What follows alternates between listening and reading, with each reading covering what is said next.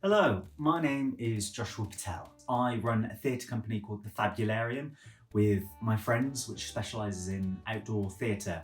And we've created to date 4 main touring shows that have toured all over the UK. I also went out to work with a theatre company called Theatre Biuro Podróża out in Poland. As an outdoor practitioner, working with them, another big outdoor theatre company. That was amazing to work on a large scale outdoor production. I was brought into Vamos first for the retour of their show A Brave Face, and again that was the first time I was doing a full UK tour inside big theatre venues, and we even got to do a couple of dates out in Germany, and that was an amazing tour. And you know, I was working with brilliant performers and a brilliant technician and a lovely team, and so that was a lot of fun.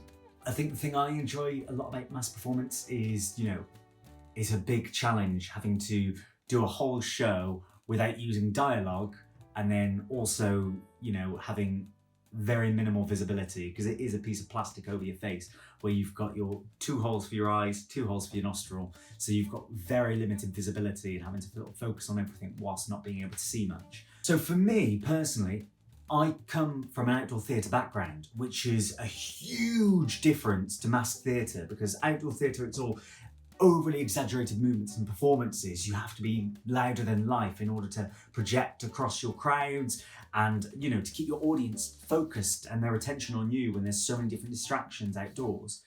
But then to go from that to masked theatre, where it's the art of subtlety, the smallest movements tell the story and convey the message. That was a big challenge for me to go from that transition, which was really, really cool. But then working with Rachel, it was very much putting every movement under the microscope, which it was just a whole different way of working and thinking, a different methodology for me. So that was really interesting and quite a sort of challenge to get to grips with.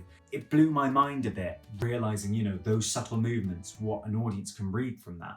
The other thing is that a lot of people don't realize that masked theatre goes hand in hand with physicality and physical theatre. You need to tell the story with your movement, because your mask is one expression, and you can alter that expression by the movements you do or the way you sort of position the mask and hold the mask. Then the audience projects what they see onto them from your physical movement, and that's how you tell the story. That took quite some time to process, and then when it clicks, it was like, whoa, like it's such a powerful mechanism and a great method of storytelling.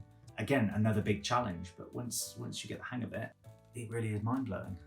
As cliche as it sounds, masked theatre is proof that you don't always need dialogue to tell a good story. That without dialogue, it's a lot more relatable, because there's no language barrier, there's no obvious setting in terms of location or anything. It's just characters in a room that an audience can connect with and then relate to. And that just strips it all back. And that's how it reaches so many people and makes it such a moving story for the majority of audiences.